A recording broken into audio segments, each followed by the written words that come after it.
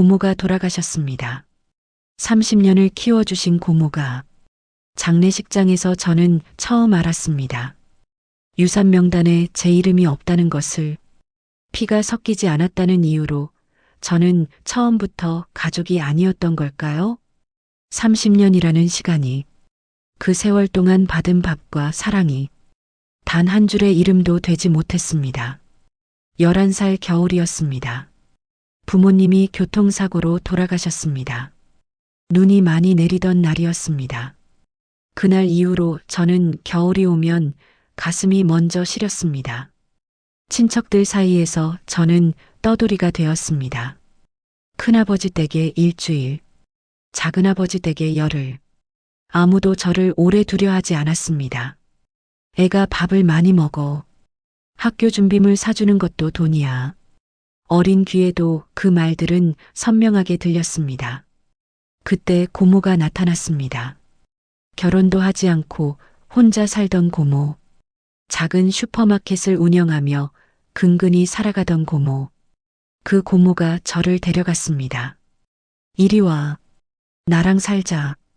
고모의 손은 거칠었습니다.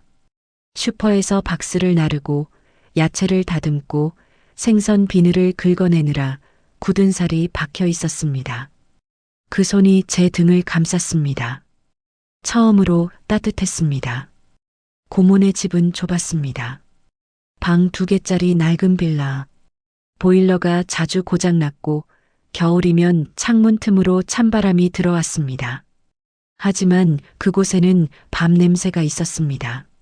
아침마다 고모는 새벽 5시에 일어났습니다. 슈퍼 문을 열기 전에 제 도시락을 쌌습니다. 계란말이, 김치볶음, 소세지 야채볶음. 학교에서 배고프면 안 돼. 고모는 그렇게 말했습니다. 아무렇지 않게, 당연한 것처럼. 저는 그게 당연한 게 아니라는 걸 알았습니다. 부모님이 돌아가신 후 친척집을 전전하며 배웠습니다. 밥 한 끼가 얼마나 무거운 것인지. 고모는 한 번도 그 무게를 말하지 않았습니다. 고모에게는 사촌들이 있었습니다. 큰 사촌형, 작은 사촌형. 둘 다 고모보다 형편이 나았습니다. 큰 사촌형은 사업을 했고 작은 사촌형은 공무원이었습니다. 그들은 고모네 집에 가끔 들렀습니다. 명절 때, 고모 생일 때, 그리고 돈이 필요할 때. 고모 사업이 좀 어려워서, 고모 아이들 학원비가. 고모는 매번 봉투를 내밀었습니다. 슈퍼를 운영하며 모은 결코 많지 않은 돈을 저는 어렸지만 알았습니다. 그 돈은 고모가 새벽같이 일어나 야채를 다듬고 밤늦게까지 가게를 지키며 번 돈이라는 것을. 고모, 왜 매번 돈을 줘요? 15살 때 물었습니다.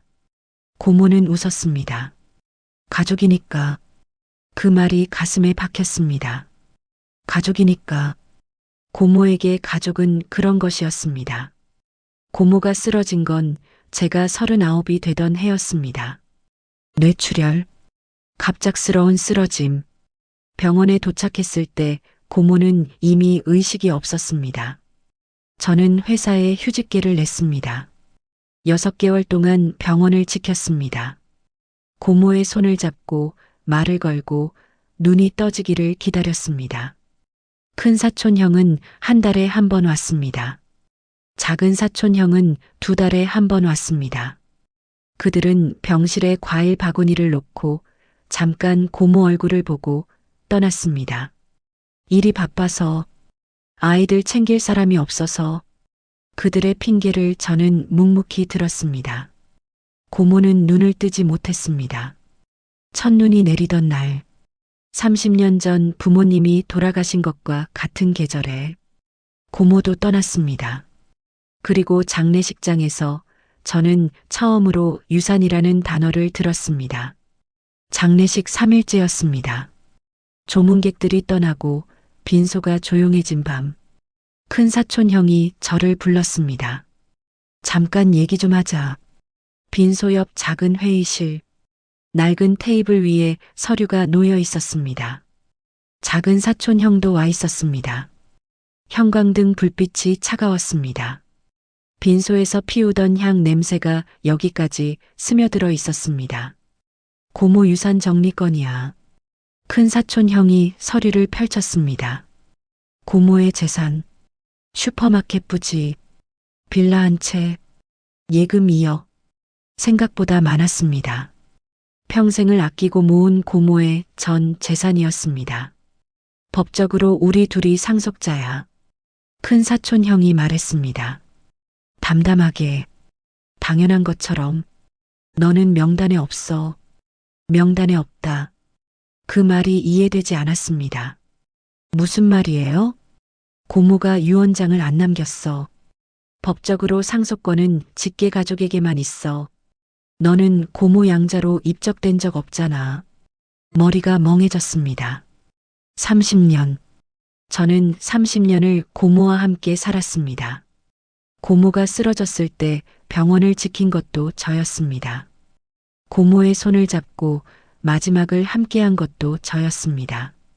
그런데 명단에 없다고요? 잠깐만요. 저는 30년을 알아. 고마운 일이야. 작은 사촌 형이 말을 끊었습니다. 근데 그건 그거고 이건 이거야. 법이 그렇게 되어 있어. 법. 그 단어가 가슴에 박혔습니다. 법 앞에서 30년은 아무것도 아니었습니다. 형? 그래도 이건 좀. 저는 입을 열었습니다. 하지만 큰 사촌 형이 손을 들어 제지했습니다. 우리도 고모한테 받은 거 많아. 돈도 빌렸고, 그거 다 갚아야 해. 상속받는다고 다 우리 호주머니로 들어오는 거 아니야. 그 말에 아무 대꾸도 할 수 없었습니다. 고모에게 돈을 빌린 건 형들이었습니다. 사업 자금, 학원비, 갖가지 이유로 고모의 주머니를 털어간 건 그들이었습니다. 그런데 갚아야 한다고요? 누구에게요? 고모는 이미 돌아가셨는데. 정리되면 연락할게. 큰 사촌 형이 서류를 챙겼습니다. 작은 사촌 형도 일어섰습니다. 그들은 제 대답을 기다리지 않았습니다. 처음부터 제 의견은 필요 없었던 것처럼. 문이 닫혔습니다. 저는 빈 회의실에 혼자 남았습니다. 형광등이 지직거렸습니다. 향 냄새가 진하게 올라왔습니다. 30년이 무너지는 소리가 들리는 것 같았습니다. 장례가 끝난 후 저는 고모네 집으로 갔습니다. 열쇠는 아직 제게 있었습니다. 고모가 쓰러지기 전 맡겨둔 여분의 열쇠. 문을 열자 고모 냄새가 났습니다. 된장찌개, 빨래 세제, 약간의 파스 냄새, 30년간 익숙했던 그 냄새. 신발장 옆에 고모의 슬리퍼가 놓여 있었습니다. 닳아서 밑창이 얇아진 낡은 슬리퍼. 부엌에는 아직 그릇이 정리되어 있었습니다.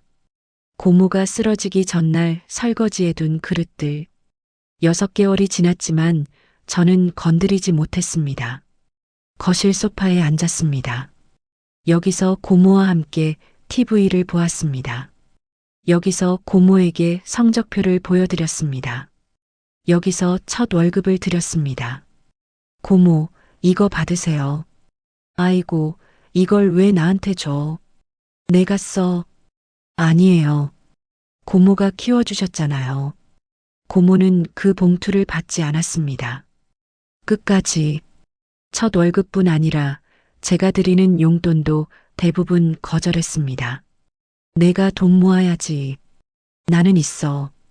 고모는 늘 그렇게 말했습니다. 정말 있었던 걸까요? 아니면 없어도 있다고 말했던 걸까요? 저는 알 수 없었습니다. 고모는 한 번도 힘들다고 말한 적이 없었으니까. 서랍을 열었습니다. 오래된 서류들, 고지서들, 그리고 작은 상자 하나. 상자 안에는 사진들이 있었습니다. 제가 초등학교에 입학하던 날, 중학교 졸업식, 대학 입학, 첫 출근, 모든 순간이 담겨 있었습니다. 사진 뒷면에는 고모의 글씨가 적혀 있었습니다. 우리 아들 입학? 12살. 우리 아들 졸업? 15살. 우리 아들 대학 합격? 19살. 우리 아들. 고모는 저를 아들이라고 불렀습니다. 단 한 번도 제 앞에서는 그렇게 부른 적 없으면서 눈물이 났습니다. 왜 말하지 않았어요, 고모? 왜 저를 아들이라고 불렀으면서 왜 입양을 하지 않았어요? 왜 유산에 제 이름을 넣지 않았어요? 고모는 대답하지 않았습니다. 사진 속 고모의 얼굴만 웃고 있었습니다. 고모의 슈퍼마켓을 찾아갔습니다. 30년 전 고모가 저를 데려왔던 그곳. 이제는 문을 닫은 지 오래된 그 가게. 셔터가 녹슬어 있었습니다. 간판의 글씨는 바래져서 읽기 어려웠습니다. 앞마당에는 마른 잡초가 자라 있었습니다. 초겨울 바람이 불었습니다. 서리가 내린 새벽 공기가 차가웠습니다. 여기서 고모는 30년을 일했습니다. 새벽 4시에 일어나 야채를 정리하고 밤 11시까지 가게를 지켰습니다. 쉬는 날은 한 달에 이틀. 그마저도 저를 데리고 시장에 가거나 학교 행사에 참석하는 날이었습니다. 고모의 하루에는 자신이 없었습니다. 늘 저였습니다. 늘 가게였습니다. 늘 형들이었습니다. 그렇게 평생을 살았습니다. 16살 때 일이 떠올랐습니다. 그해 여름 수학여행 비용이 필요했습니다. 30만 원. 당시로서는 큰 돈이었습니다.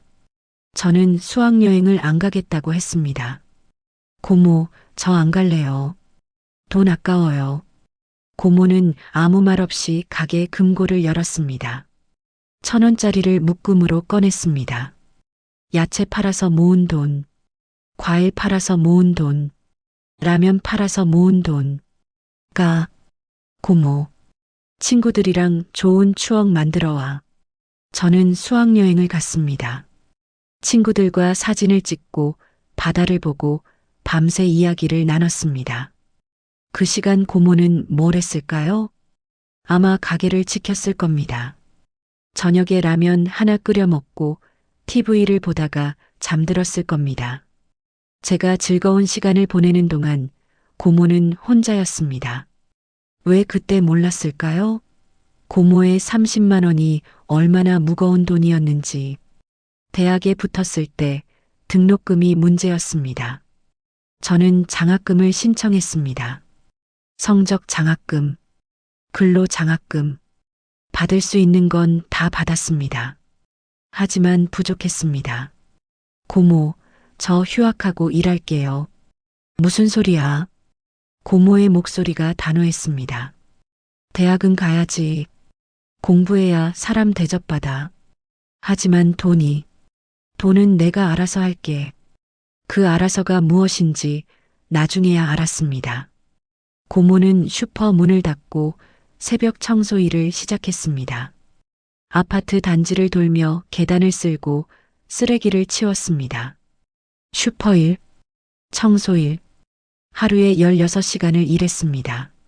제가 대학을 졸업할 때까지 4년 동안 저는 몰랐습니다. 고모가 새벽마다 계단을 쓸고 있다는 것을, 무릎이 아파서 파스를 붙이고 다닌다는 것을. 졸업식 날 고모의 손을 잡았습니다. 손등에 굳은 살이 더 박혀 있었습니다. 손가락 마디가 굵어져 있었습니다. 고모 손이. 일하다 보니 그렇게 됐네. 괜찮아. 괜찮지 않았습니다. 하나도 괜찮지 않았습니다. 저는 그때야 알았습니다. 고모의 30년이 얼마나 무거운 것이었는지. 취직 후 저는 고모에게 매달 생활비를 보냈습니다. 고모는 받지 않으려 했습니다. 내 돈 내가 써. 결혼도 해야 하고 집도 사야 하잖아. 고모, 제발 받아요. 저 이제 벌잖아요. 신랑이 끝에 고모는 받았습니다. 하지만 그 돈을 쓰지 않았습니다. 고모가 돌아가신 후 통장을 확인했습니다. 제가 보낸 돈이 고스란히 남아 있었습니다. 10년치 한 푼도 쓰지 않고 모아둔 돈. 통장 메모에는 이렇게 적혀 있었습니다. 아들 결혼 자금. 저는 아직 결혼을 못했습니다. 39에 여전히 혼자입니다. 고모는 그 결혼을 보지 못하고 떠났습니다. 모아둔 돈만 남기고 왜 고모는 저를 양자로 들이지 않았을까요? 그 의문이 머릿속을 떠나지 않았습니다. 30년을 키웠으면서 사진 뒷면에 우리 아들이라고 썼으면서 왜 법적으로는 남남으로 남겨둔 걸까요? 설마 형들 때문이었을까요? 고모에게 돈을 빌리고 명절에만 얼굴을 비추던 그 형들. 고모의 재산을 노리고 있었던 건 아닐까요?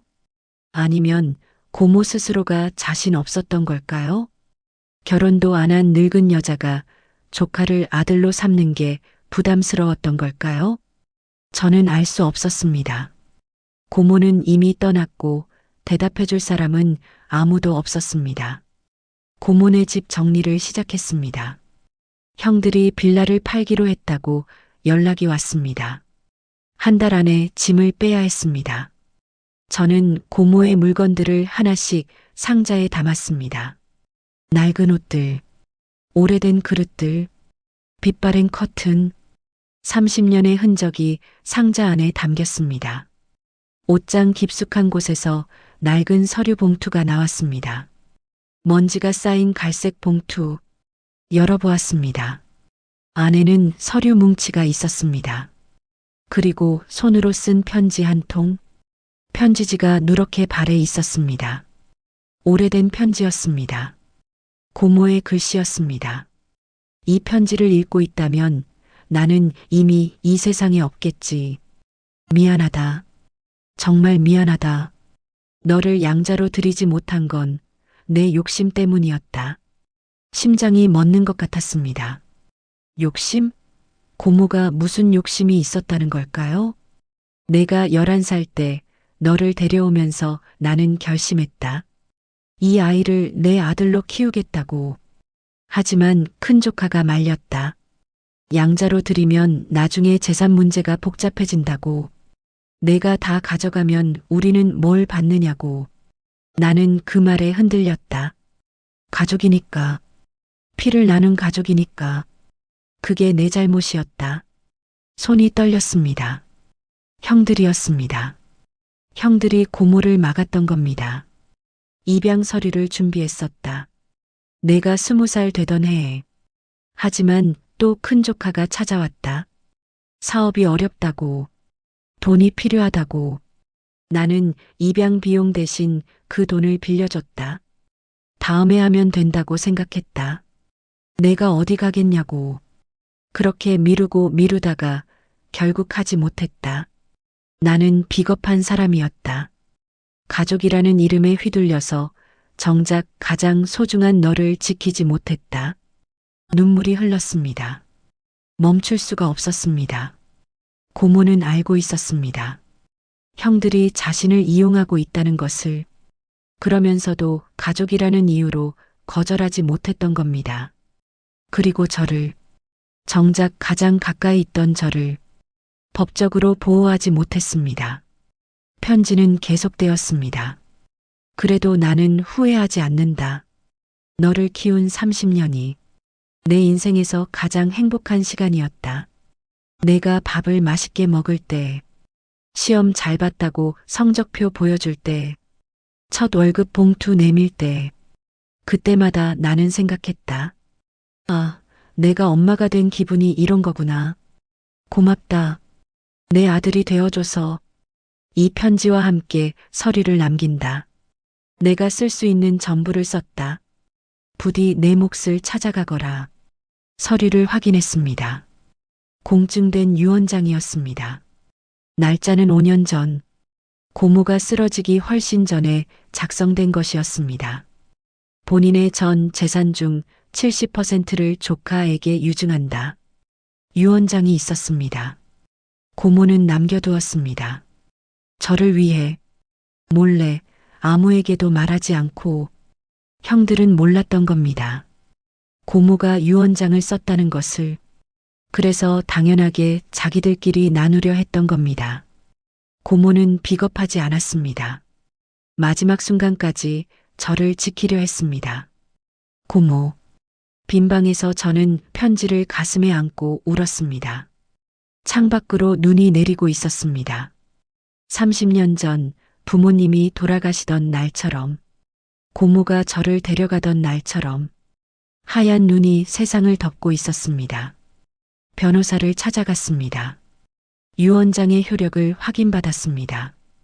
공증까지 된 유언장이라 법적 효력에는 문제가 없었습니다. 형들에게 연락했습니다. 유언장이 있었어요. 전화기 너머로 침묵이 흘렀습니다. 뭐? 고모가 유언장을 남겼어요. 공증된 거예요. 긴 침묵 후 큰 사촌 형이 말했습니다. 그게 진짜야? 네. 법적으로 유효해요. 다시 침묵. 그리고 한숨 소리. 알았어. 만나서 얘기하자. 형들을 만났습니다. 고모 장례 이후 처음으로 카페 테이블에 마주 앉았습니다. 커피 향이 진하게 올라왔습니다.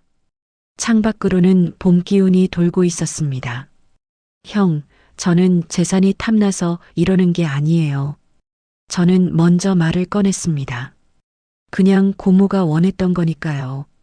고모가 남긴 마지막 뜻이니까요. 큰 사촌 형이 커피잔을 내려놓았습니다. 미안하다. 예상치 못한 말이었습니다. 그때 장례식장에서 너한테 그렇게 말한 거 잘못했어. 형, 솔직히 말하면 나도 알았어. 고모가 너를 얼마나 아꼈는지, 30년 동안 키운 게 뭔지. 형이 창밖을 바라보았습니다. 근데 막상 유산 얘기 나오니까 욕심이 났어. 내 사정도 안 좋았고, 그래서 일부러 모른 척했어. 작은 사촌 형도 고개를 숙였습니다. 나도 마찬가지야. 미안해. 저는 형들을 원망할 수 없었습니다. 가족이니까요. 고모가 그토록 지키려 했던 그 가족이니까요. 형, 유산은 고모 뜻대로 정리해요. 대신 부탁이 있어요. 뭔데? 앞으로는 명절에 얼굴 좀 봐요. 제사도 같이 지내고, 고모 산소도 같이 가고. 형들이 저를 바라보았습니다. 고모가 원한 건 돈이 아니었을 거예요. 가족이 모이는 거, 밥 한 끼 같이 먹는 거, 그게 고모가 진짜 원한 거였을 거예요. 큰 사촌 형이 한참을 말없이 저를 보았습니다. 그리고 천천히 고개를 끄덕였습니다. 그래, 그러자. 고모 산소에 다녀왔습니다. 봄이 왔습니다. 산에는 진달래가 피어 있었습니다. 바람이 따뜻했습니다. 산소 앞에 앉았습니다. 고모, 저 왔어요. 대답은 없었습니다. 하지만 바람이 불었습니다. 고모가 대답하는 것 같았습니다. 유언장 잘 받았어요. 형들이랑도 잘 얘기했어요. 꽃을 올렸습니다. 고모가 좋아하던 노란 개나리. 고모, 저 이제 알 것 같아요. 왜 입양을 못했는지. 가족이라는 무게, 피라는 굴레. 고모는 평생 그 사이에서 흔들렸습니다. 하지만 마지막에는 진짜 가족이 누구인지 알았습니다. 고모, 저 결혼할 것 같아요.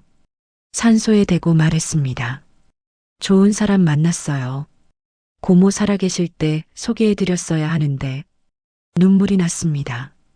고모가 모아둔 돈, 결혼자금이라고 썼잖아요. 그 돈으로 신혼집 마련할게요. 바람이 다시 불었습니다. 따뜻한 봄바람이. 고모, 고마웠어요. 30년 동안 제 엄마여서. 저는 산소 앞에 오래 앉아 있었습니다. 해가 기울고 산 그림자가 길어졌습니다. 새들이 울고 봄바람이 불었습니다. 고모는 대답하지 않았습니다.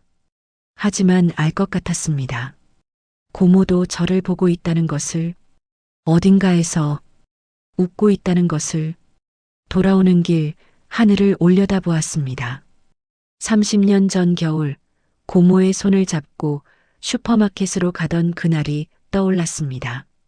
거친 손, 따뜻한 온기, 나랑 살자던 그 말. 그게 제 인생의 시작이었습니다. 그리고 지금 고모가 남긴 것들로 새로운 시작을 합니다. 가끔 생각합니다.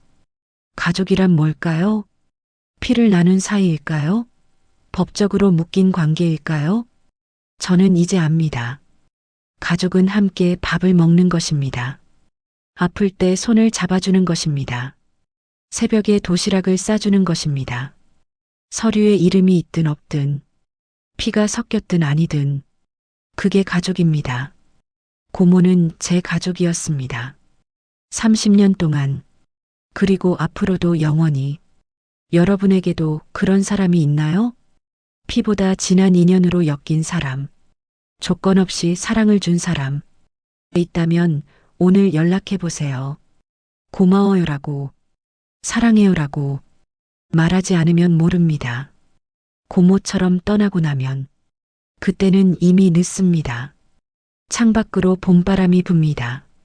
고모가 남긴 것들이 가슴에서 꽃처럼 핍니다. 30년의 밥, 30년의 사랑, 30년의 기다림. 그것은 어떤 유산보다 큰 유산이었습니다. 고모, 다음 생에는 제가 밥 해드릴게요. 제가 새벽에 일어나서 도시락 싸드릴게요. 그때까지 편히 쉬세요. 사랑해요, 고모. 당신의 아들이.